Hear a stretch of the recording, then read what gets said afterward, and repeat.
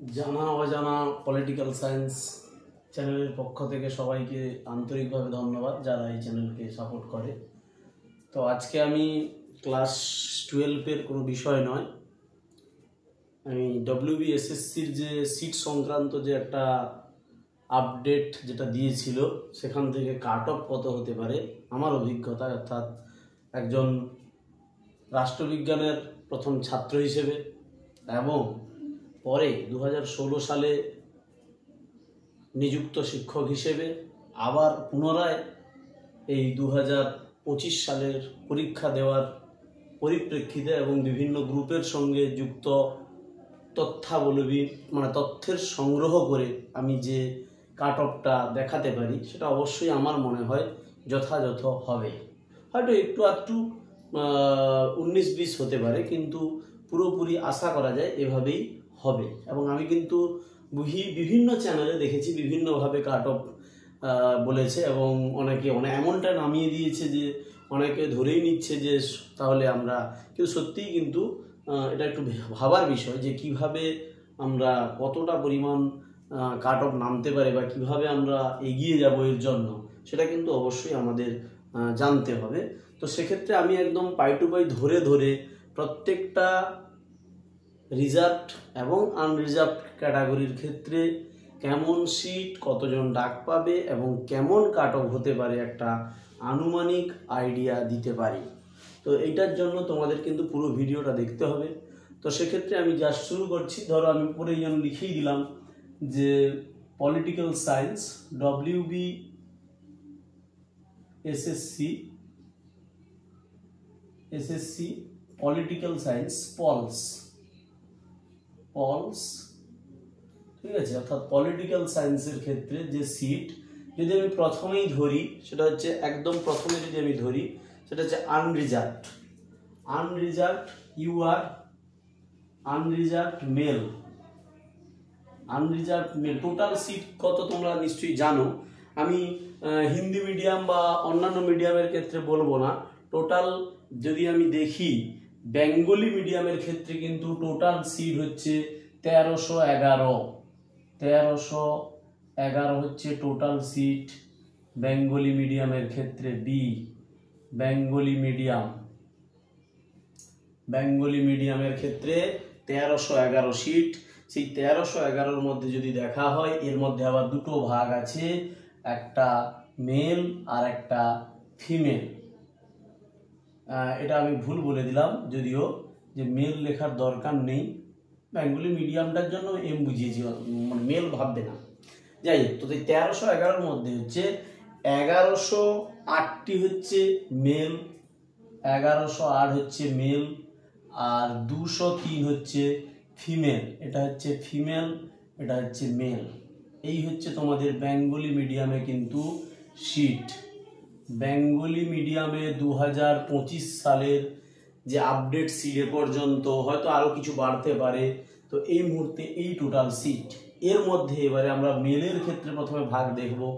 মেলের ক্ষেত্রে যে ভাগটা যদি দেখি আমি, আনরিজার্ভডের ক্ষেত্রে মেলের সিট সংখ্যা হচ্ছে 465 তোমরা দেখতে পাচ্ছ, কিন্তু ডাক পাবে 1:60-তে। ডাক পাবে হচ্ছে কত হবে বলো তো? 1:60-তে হবে, সমান দিয়ে দিলাম বোঝার জন্য, ওটা হবে 744। এরা কিন্তু ডাক পাবে। আমি কাট অফ পরে বলছি, আমি আগে লিখছি যে কতজন ডাক পাবে। টোটাল এতগুলো সিট আছে। এটা হচ্ছে আনরিজার্ভড ক্যাটাগরির মেল ফিমেল সবাই কিন্তু, মেল বলছি ঠিকই, কিন্তু অ্যাকচুয়ালি এখানে মেল ফিমেল সবাই এই সিটটাতে আনরিজার্ভ, কোনো মেল ফিমেল বলে হয় না, এটা বলা ভুল। তো সেই হচ্ছে 465টা যে সিট আছে, এখান থেকে ডাক পাবে 744 জন। এরপরে আমি আসবো যেটা যে আনরিজার্ভড ফিমেলের জন্য কত সিট আছে। আনরিজার্ভড ফিমেলের জন্য সিট আছে 85টা। তোমরা দেখতে পাচ্ছ 85। এইটার জন্য 85-এর জন্য কিন্তু ডাক পাবে কত? 136 ডাক পাবে। যেগুলোর দাগ দেওয়া আছে ওগুলোই ডাক পাবে। এখান থেকে পাবে 136 বা 136 জন। এবারে আমি বলবো যেটা এসসি, এসসিতে সিট আছে, এসসি টোটাল এসসি সিট কত আছে 233 খানা, 233 খানা, এটা আমি চেঞ্জ করে দিলাম, 233 খানা সিট আছে। 233 খানা সিটের মধ্যে মেল ফিমেল মিলেই টোটাল এটা। তো এখানে কতজন ডাক পাবে 373 জন, 373 জন ডাক পাবে 1:, সেখানে অর্থাৎ 100তে 160, 100তে 160 এই রেশিওতে যদি দেখা হয় 373 জন ডাক পাবে। ঠিক আছে, এটা হচ্ছে এসসি। এবারে এসসি ফিমেলে আবার আলাদা আছে। এসসি যদি দেখা যায় ফিমেলে কিন্তু আলাদা সিট, মেলে যা সিট আছে মানে মেল ফিমেল মিলে আলাদা হচ্ছে 43টা সিট। কত সিট? 43। একদম ভালোভাবে বুঝিয়ে দিচ্ছি, দেখে নাও। এবং তোমার এটাই কিন্তু যখন মনে হবে তুমি এই ভিডিওটা দেখলে পুরো ক্লিয়ার হয়ে যাবে যে কি হচ্ছে না হচ্ছে। তো সেই 43 যে তার মধ্যে ডাক পাবে তাহলে কত 69, 6 9 69 এটা ডাক পাবে হলো। এরপরে আমরা আসবো এসটি। এসটি কি আছে? এসটি এমনিতে সিট হচ্ছে 67, এসটিতে এমনিতে সিট হচ্ছে 67। আর এসটি ফিমেল, এসটি ফিমেলের ক্ষেত্রে সিট হচ্ছে একটু কম আছে, তাও খারাপ নয়, এটা 12। ঠিক আছে, এবার 67 জন এসটি মানে ডাক পেয়ে যাবে প্রায় 107 জন, আর 12তে পেয়ে যাবে 19 জন, 12তে পেয়ে যাবে 19 জন। তাহলে আমাদের হয়ে গেল। এবারে আসবো OBC A, OBC B. OBC A যদি ধরি, ওবিসি এ আর ওবিসি বি, তাই তো। ওবিসি এ, ওবিসি এতে কত আছে 111, আর এখানে আছে সম্ভবত 77। ওবিসি বিতে হচ্ছে 77 বা 74, 77ই হবে, 77। ডাক পাবে কতজন 111তে? 111তে ডাক পাবে 175, 175 প্রায়। আর 77-এ ডাক পাবে 123 জন, 1:1.6 রেশিওতে যদি ডাকে। এইটা হচ্ছে ওবিসি পর্যন্ত বললাম। পিএইচ ক্যাটাগরিটা আমি বলবো না। পিএইচ ক্যাটাগরি কিছু আছে, প্রায় ধরে রাখতে পারো 52টা মতো সিট, কিন্তু পিএইচ এর আবার বিভিন্ন ক্যাটাগরি আছে, প্রত্যেকটাতেই কিন্তু 12টা করে সিট আছে। ওটা একদম ফিমেলের জন্য 2টো করে, মেলের জন্য 12টা করে। তাহলে পিএইচ কিন্তু পুরো যে ক্যাটাগরি আছে পুরো ক্যাটাগরিতেই কিন্তু অনেক আবার ক্যাটাগরি আছে। একদম যারা চোখে দেখতে পায় না বা যাদের অন্য কিছু অঙ্গ প্রত্যঙ্গ হানি আছে, এরকম বিভিন্ন রকমের তাদের থাকে। তো সেই 4 রকমের দেখলাম, তো ওই জন্য ওটাতে আমি কাট অফে যাচ্ছি না। ওটার কাট অফ কিন্তু কীরকম হবে কেউ বলতে পারে, অনেকটা কমেও যেতে পারে, আবার কি হবে বলা মুশকিল। তবে বেশিরভাগ ক্ষেত্রে আমরা দেখেছি অনেকটা কমে যায়। তো এবারে আমরা যাব ওবিসি এ বি হয়ে যাওয়ার পরে ওবিসি এ বির যে ফিমেল সিট কিন্তু 20 এবং 14। এইটার যদি আমি ফিমেল ধরি তাহলে এটা হচ্ছে 20, আর এইটার যদি আমি মেল, সরি ফিমেল নয়, এটা মেল যদি ধরি, ফিমেলই হবে দুটোর ক্ষেত্রে, আর এর ফিমেল হচ্ছে 14। এটা ওবিসি ফিমেলের ওবিসি ফিমেলের 20 জন এবং ওবিসি বি ফিমেলেরও 14 জন, দুটোই কিন্তু ফিমেল। এটা আমি দেইনি, এটা দিয়ে দিলাম, এটা দেওয়া হয়নি। 32 আর 22, এখানে হবে 32 আর এখানে হবে 22, এখানে হবে 22। এবারে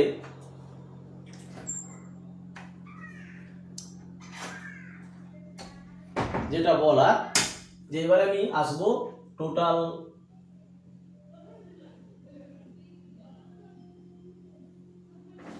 কাট অফ কত হতে পারে। তার আগে বলে দিই, প্রায় তোমরা দেখে নিতে পারো, আমি যদি পিএইচ ক্যাটাগরিকে বাদ দিয়ে দিই, টোটাল এই যে 1311 এর মধ্যে যদি আমি 52টা সিট পিএইচ এর জন্য বাদ দিয়ে দেই, তাহলে প্রায় ডাক পাচ্ছে আমাদের টোটাল কতজন, এটা তো আমাকে জানতে হবে। 1981 জন, প্রায় 1981 জন টোটাল বেঙ্গলি মিডিয়ামে ইন্টারভিউর জন্য ডাক পাবে। প্রায় 2000 ধরতে গেলে ওটা 2000, তাহলে 2000 জন কিন্তু ইন্টারভিউতে পলিটিক্যাল সায়েন্স থেকে ডাক পাবে। মানে আমি যদি ধরে নেই প্রতিটি জেলা থেকে কিন্তু একটা হিউজ সংখ্যক ডাক পাবে, বেশিরভাগ জেলা থেকে। এবারে আসবো আমি মূলত, অনেকে অনেক কথা বলছে, অনেকে বলছে জেনারেল প্রায় 50-এর নিচে নেমে যাবে। একদমই নয়, যদিও সিট হিউজ, মানে যেটা ভাবা যায় না, কিন্তু প্রশ্নটা এমনভাবে হয়েছে সেটা হওয়ার নয়। আবার এটাও ধরলে হয় যে আমাদের যেটা 2016 সালে টোটাল সিট ছিল 500-এর অল্প কিছু বেশি, তো সেই 500-এর অল্প কিছু বেশি থেকে এটা চলে এসছে 1311, অর্থাৎ প্রায় 700-র বেশি সিট, 700-রও বেশি সিট কিন্তু বেড়েছে। তাহলে সেক্ষেত্রে যদি দেখা হয় তাহলে কিন্তু একটা সময় আমি যদি দেখি, ধরো 2012 সালের পরে কিন্তু আর কোনো এসএসসি হয়নি, 2011 সালে পরীক্ষাটা হয়েছিল সম্ভবত, তো 2012-ই যদি আমি ধরে নিই তাহলে 12 থেকে 16, 18-তে প্রায় নিয়োগ হয়েছে। তো সেইখানে যে এই যে 4 বছর বা 5 বছরের গ্যাপ, তাতে কিন্তু সিট ছিল 500 কত। তারপর আমি যদি 16 থেকে আবার যদি আমি 24 পর্যন্ত যাই তাহলে কিন্তু প্রায় আমার, যদি 18 থেকেও ধরি আমি, তাহলে প্রায় এখানে 6 বছর, হয়তো 2-3 বছরের ডিফারেন্স, কিন্তু সিটটাও কিন্তু অভূতপূর্বভাবে বেড়েছে। ওই জন্য বলতে পারি যে এটা পলিটিক্যাল সায়েন্সের ক্ষেত্রে একটা বিশাল অ্যাডভান্টেজ, যেটা অন্য কোনো সাবজেক্টের ক্ষেত্রে নেই। তাই বেশিরভাগ যারা মোটামুটি একটা স্কোর করবে তারা কিন্তু অবশ্যই প্রিপারেশন নিয়ে নাও। তো সেক্ষেত্রে আমি যেটা বলবো যে আনরিজার্ভের ক্ষেত্রে অনেকে অনেক কিছু বলছে, কিন্তু আমার যেটা মতামত যে তার থেকে নিচে নামবে, যেটা আমি বলবো যে রেঞ্জটা, ধরো আমি যদি বলি যে 55 থেকে 60, তাহলে কিন্তু মনে রাখতে হবে কখনো তার 55-এর উপরে যাবে না, তার নিচে নামতে পারে। এটা হচ্ছে ব্যাপার। আমি যা বলবো তার থেকে নিচে নামতে পারে, কখনো কিন্তু উপরে যাবে না। যে আমি যদি বলি যে 54 থেকে 60 সাপোজ, তাহলে 54-র নিচে নামতে পারে, কিন্তু কখনো এরকম কাট অফ হবে না যে 56 থেকে 60, এটা কিন্তু হবে না, এটা আমি একদম কনফার্ম। তো সেক্ষেত্রে আমি যেটা বলবো যে আনরিজার্ভের ক্ষেত্রে আমার যেটা ধারণা, আমার ব্যক্তিগত 2016 সালের নিরিখে আমি আমাদের নাম্বার দেখলাম, সেখানে যে প্রশ্ন মোডালিটি প্রশ্ন ছিল, এখানে একটু সহজ প্রশ্ন হয়েছে স্বাভাবিক, কিন্তু সবার ক্ষেত্রে সহজ নয়। সহজ প্রশ্নের ক্ষেত্রেই কিন্তু বেশি ভুল হয়। আমি নিজেও মানে একটা প্রশ্ন একদম ইজি প্রশ্ন ভুল করে এসেছি। তো যাই হোক, তো সেই জন্য বললাম যে এখানে বলা খুবই কঠিন ব্যাপার, যে খুব সহজ হয়ে গেছে, সবার ক্ষেত্রে সহজ নয়। 1-2 নম্বরের ডিফারেন্স গড়ে, কঠিন প্রশ্ন হলেও 2-3 নম্বরের ডিফারেন্স গড়ে, আর সহজ প্রশ্ন হলে 1-2 নম্বরের ডিফারেন্স গড়ে। তো এখানে আনরিজার্ভের ক্ষেত্রে আমি বলবো যে এটা মোটামুটিভাবে 54 থেকে 60-র মধ্যে ঘোরাঘুরি করবে। এই কাট অফ বলছে যে ইন্টারভিউতে যারা ডাক, অর্থাৎ 54, কিন্তু যারা মনে হচ্ছে যে 54-এর উপরে আমরা অ্যাভাব, তারা কিন্তু অবশ্যই, আমার একদম নিশ্চিত আমি যে তারা কিন্তু আনরিজার্ভ ক্যাটাগরি থেকে ডাক পাবে। এরপরে যেটা আমি আসবো যে ফিমেলটা আমি ধরছি না, পরে বলছি। ফিমেলটা তো অনেক কাট অফ অবশ্যই নামবে, কারণ ফিমেলরা এত জায়গায় সিট পেয়ে আসবে। যদি আমি একজন এসসি ফিমেলের কথা বলি, যে প্রথমে টোটাল জেনারেলের উপরে কাট অফে যদি না আসে, তারপরে তাকে আনরিজার্ভ ফিমেলের মধ্যে ফেলা হবে। সেখানেও যদি না পায়, তখন আবার তার জন্য 69টা সিট আছে। ওই জন্য ওটা আমি আর বলছি না। ওদের কিন্তু যা আছে তার থেকে আরো কমবে, কখনোই বাড়বে না। এবারে আমি আসবো এসসিদের ক্ষেত্রে কিন্তু বহুজন বহু রকম বলছে, কিন্তু আমি বলবো এসসিদের ক্ষেত্রে একটা টাফ কম্পিটিশন হয়। এসসিরা অনেকেই জেনারেলে ঢুকে যায়, যার ফলে এসসিদের কিন্তু কাট অফ একটা ভালো জায়গায় যাবে। এটা আমি বলতে পারি 52 থেকে 60 এসসি 52 থেকে 60। আগের বারে কিন্তু আমাদের 2016-তে এসসিতে নেমেছিল 44, প্রশ্ন মডারেট হয়েছিল।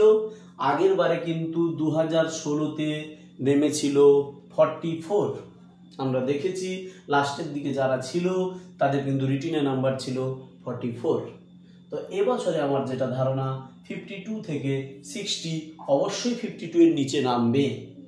কিন্তু আমি কেন একটু নিজেকে সতর্ক সবাইকে করছি, যারা 52 এর, যে প্রশ্ন হয়েছে আশা করি বহুজন 52 এর উপরে পাবে, তো তাদের এই জন্য বলছি যে তারা আগাম প্রিপারেশন নিয়ে নেওয়ার জন্য।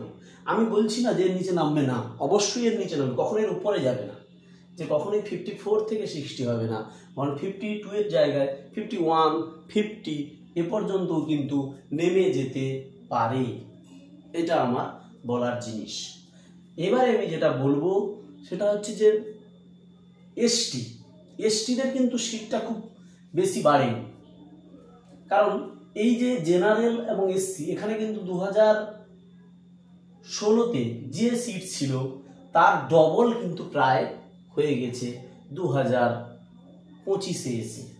কিন্তু যদি এটা দেখা হয়, এটা কিন্তু আমি জানি, আমার মনে আছে, এই 67টা ছিল 50টা সিট, এটা কিন্তু 2016-তে ছিল 50, 2016-তে 50 ছিল, অর্থাৎ 17টা সিট মাত্র বেড়েছে, না হলে কিন্তু এই সিটটা কমে গেছে।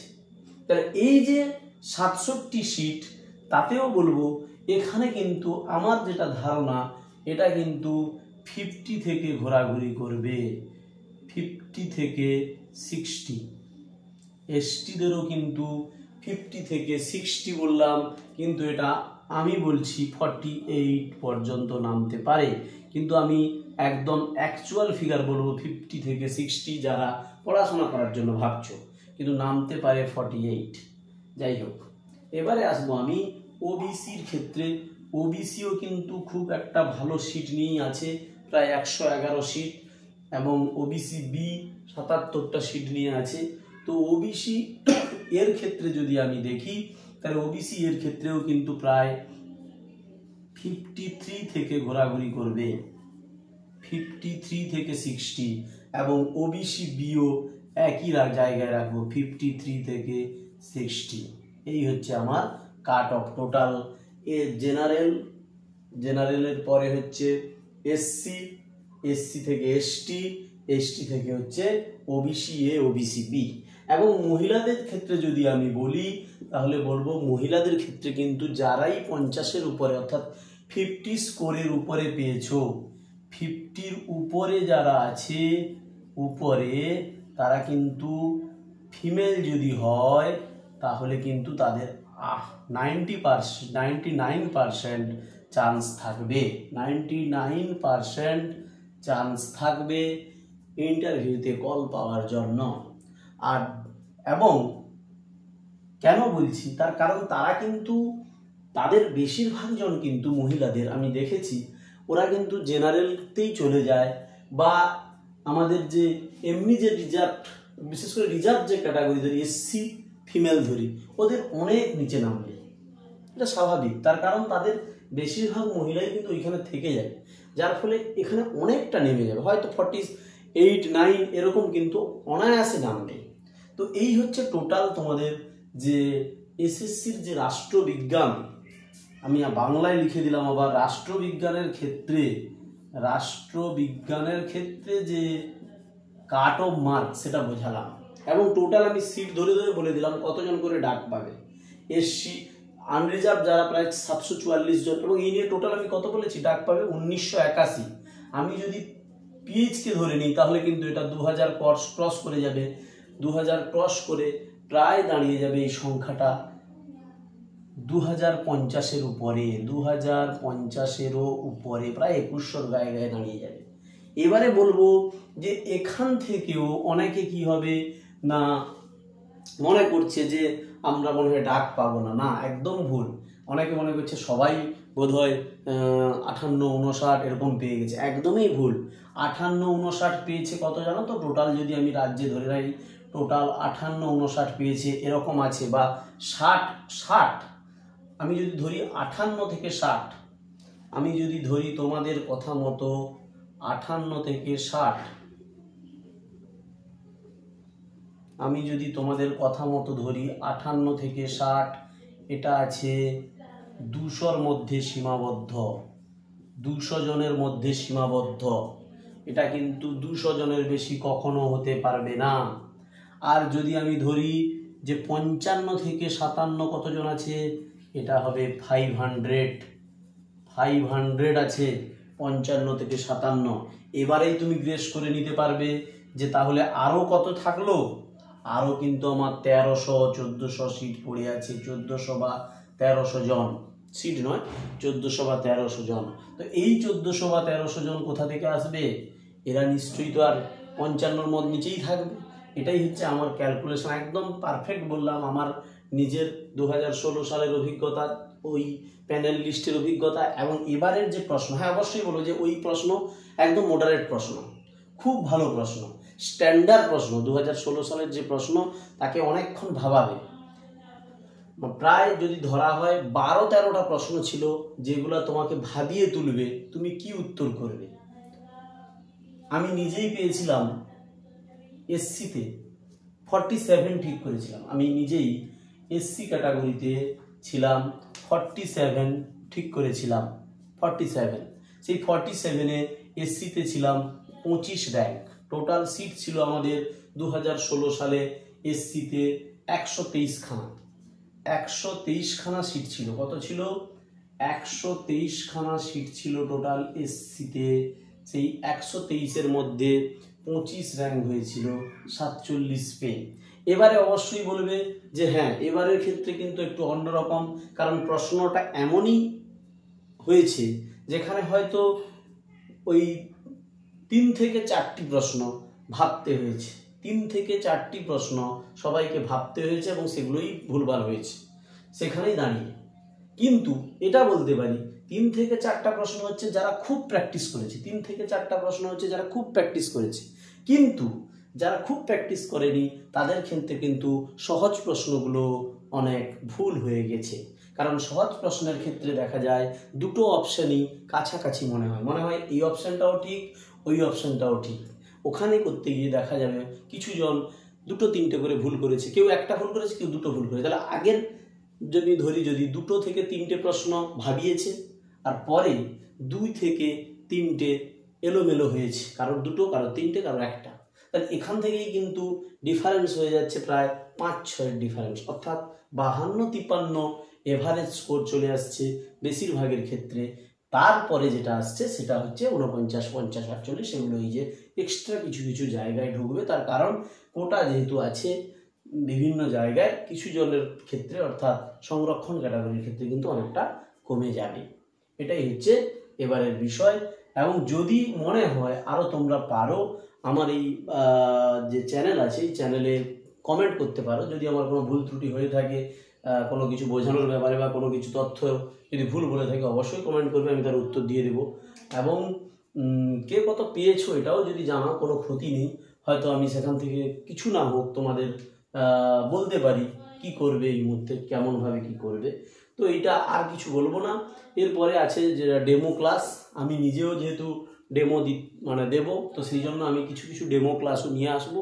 এই চ্যানেলটিকে সাবস্ক্রাইব করে রাখলে তোমরা ওই ডেমোগুলো কিভাবে দেওয়া যায় দেখতে পারবে। কারণ ডেমো তো একটা নির্দিষ্ট সময়ের মধ্যে দিতে হবে। হয়তো আমি রাষ্ট্রপতি পড়াবো, কিন্তু রাষ্ট্রপতি যদি আমি মনে করি ভালো করে পড়াবো, তাহলে ওর নির্বাচনটাই শুধু দেখা যাবে আধ ঘন্টা নিয়ে নিবে নির্বাচনটা বোঝাতেই, বরং বেশি কম নয়। কিন্তু তোমাকে বলেছে 5 মিনিটের মধ্যে তোমাকে রাষ্ট্রপতি বোঝায়, তাহলে তোমাকে তো নির্বাচন সেভাবে বোঝালে হবে না। কিভাবে শুধু নির্বাচিত হয় বলে বেরিয়ে যেতে হবে, এইভাবেই তোমাকে 5 মিনিটে শেষ করতে হবে। বাস এটাই হচ্ছে ব্যাপার। আর কখনোই যারা ইন্টারভিউতে যাক বা যারা ডেমো দেবে একদম ফ্রিলি করো, কোনো অসুবিধা নেই। আমরাও তো একইভাবে দিয়েছি বা আবার দেবো আমি, তারপরেও কিন্তু ক্লাস করছি, কোনো অসুবিধা নেই। কারণ মানুষ, এটাই হচ্ছে মানুষের জীবন। এবং রাষ্ট্রবিজ্ঞানের ছাত্র হিসেবে এবং রাষ্ট্রবিজ্ঞানের এখন হয়তো আমরা শিক্ষকতা করছি ঠিকই, কিন্তু এখনও আমরা একটা বেড়াজালে আটকে আছি। তো সেখান থেকে বলতে পারি যে সবাই কিন্তু উদ্যম নিয়ে এগিয়ে যাও। এবং তোমরা সবাই কিন্তু যারা মোটামুটি খুব ভালো পড়াশোনা করেছিলে তারা কিন্তু এবারে প্রত্যেকেই চাকরিটা পাচ্ছ, এবং খুব অল্প সময়ের মধ্যে, অর্থাৎ 3 থেকে 4 মাসের মধ্যে যদি সরকার যেটা বলেছে সেইভাবে যদি করে, জানি না আমরা কি করবে। Thank you. আর কিছু নেই, তো আমি সেই আগের মতোই 5 সেকেন্ড 10 সেকেন্ড ভিডিওটা রাখছি। যদি মনে হয় কারোর যেটা আমার স্ক্রিনশট করে রাখবো, দিয়ে দেখতে পারি পরে, সেটা করতে পারি। ধন্যবাদ।